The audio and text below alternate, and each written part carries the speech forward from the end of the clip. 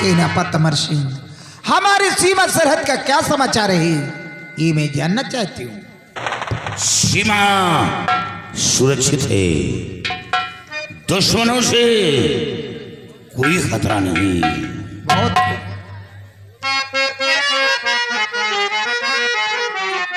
और सीमा पर है आपकी फौज खड़ी तैनात।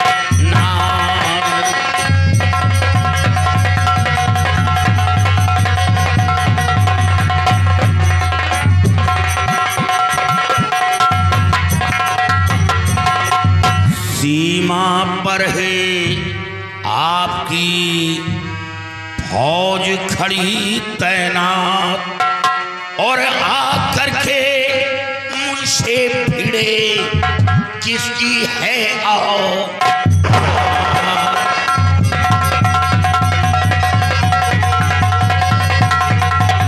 आकर के मुझसे भिड़े किसकी है आओ।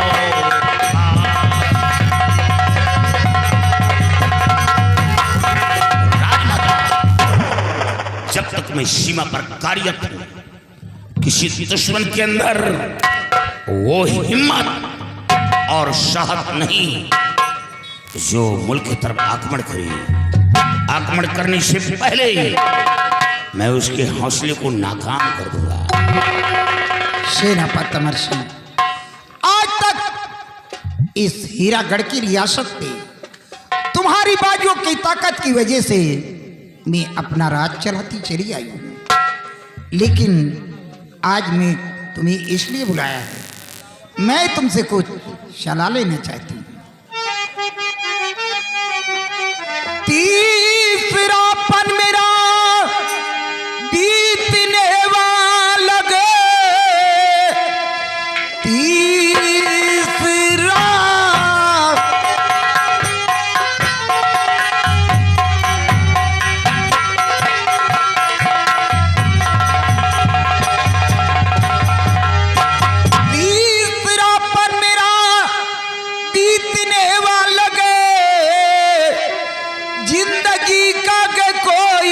भरोसा नहीं, रात दिन मुझको चिंता रहती यगी, कुछ समझ में हमारे आती नहीं।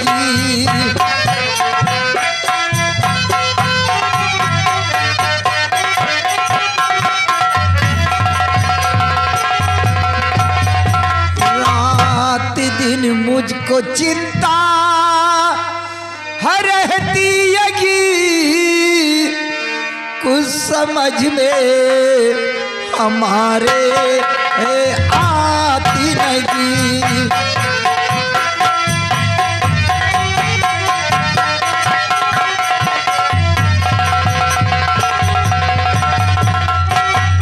राजमाता, आपको चिंता करने की जरूरत क्या है? ईश्वर ने आपको एक बेटा नहीं बल्कि 2 बेटे दिए हैं, तो फिर चिंता करने की जरूरत क्या है? अमर सिंह, तुम ठीक कहते हो, ईश्वर ने मुझे 2 बेटे दिए हैं, लेकिन मैं आश्चर्य में पड़ी रहती हूँ, रात दिन यही सोचती हूँ कि तीसरापन मेरा बीतने वाला है। मेरे 2 बच्चे सयाने हो चुके हैं, लेकिन गौर से सुनिए कि मैं कहना क्या चाहती हूँ। अमर सिंह करिए जरा विचार, अमर सिंह करिए जरा विचार, ताज पर किसका हो अधिकार।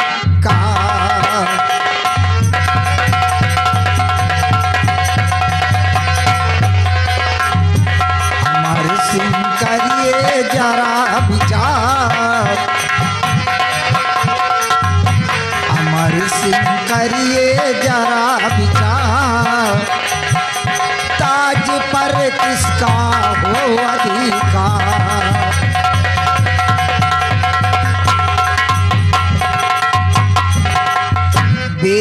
जौहर सिंह मेरा या नाहर सिंह बलवान, ताज पिन्हाऊं मैं किसे जो शासक बने महान। उपस्थित दोनों राजकुमार, उपस्थित दोनों राजकुमार, ताज पर किसका हो अधिकार।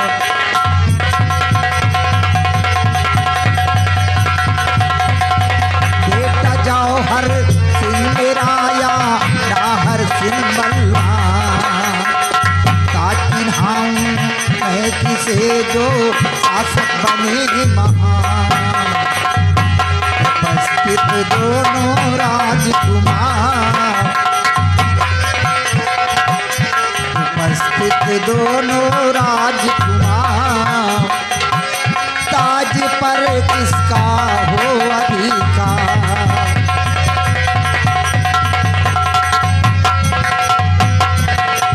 राजमाता, ये फैसला तो आप स्वयं कर सकती हैं, इसमें मेरी क्या आवश्यकता है। अमर सिंह, तुम ठीक कहते हो, लेकिन तुम्हें अच्छी तरह मालूम है कि तुम आज के नहीं मेरे स्वामी जी के जमाने के सेनापति हो। मेरे स्वामी जी जो भी कार्य करते थे बगैर तुम्हारे सलाह के कोई काम नहीं करते थे। इसलिए मेरा हुक्म है कि जैसा तुम सलाह दोगे तुम्हारे सलाह के मुताबिक मैं भी वैसे फैसला करूंगी। राजमाता, कहीं मैं सच्चाई कहूं तो आपके बच्चों के अंदर कोई ठेस न पहुंचे। नहीं अमर सिंह, जो कुछ कहना चाहते हो बेनिडर होकर कहो। मेरे दोनों बच्चे पढ़े लिखे समझदार हैं, जैसा तुम फैसला करोगे तुम्हारे हुक्म का पालन होगा। सेनापति, माँ ने अपना फैसला सुना दिया और आप भी अपना फैसला सुनाएं और आप वही फैसला करेंगे जो मेरे हक में है। आप अपना फैसला सुनाइए कि आपका फैसला क्या है। ठीक है राजकुमार।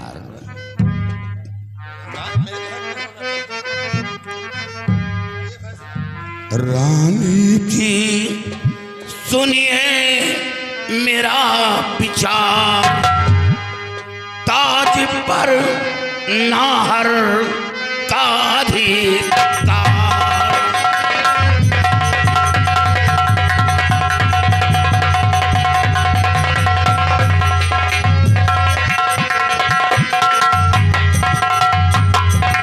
छोटा बेटा आपका धैर्यवान गुणवान राजगद्दी पर बैठे तो मिले बड़ा सम्मान। रानी जी करिए नहीं अपार, ताज पर नाहर का अधिकार।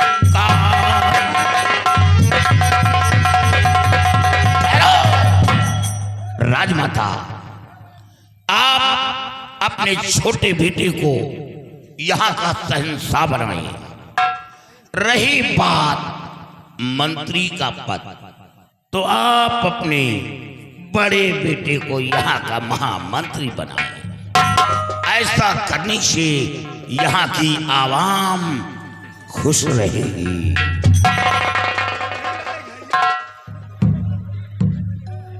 चाचा जी, आप तो मेरे पिताजी के जमाने के, आप मेरे पिताजी से जमाने से आप अपने इसी पद पे कार्यरत हैं। और मेरे पिताजी भी कोई कार्य करते थे तो सबसे पहले आपसे सलाह लेते थे।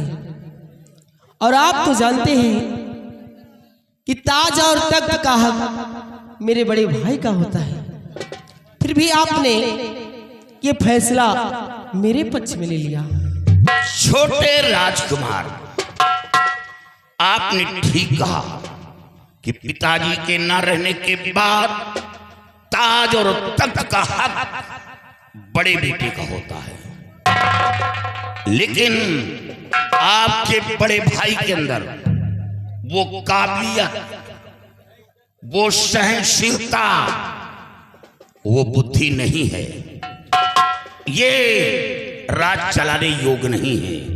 और फिर सर पर ताज रख लेने से, सिंहासन पर बैठ जाने से वो शहंशाह नहीं होता, बल्कि प्रजा का भार शहंशाह के ऊपर डिपेंड करता है।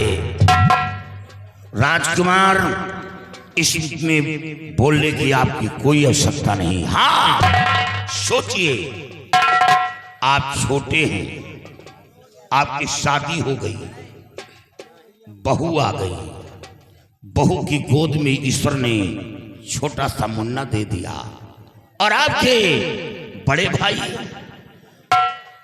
कुंवारे घूम रहे हैं, इधर उधर भ्रमण कर रहे हैं, दूसरे का दरवाजा ताक रहे हैं।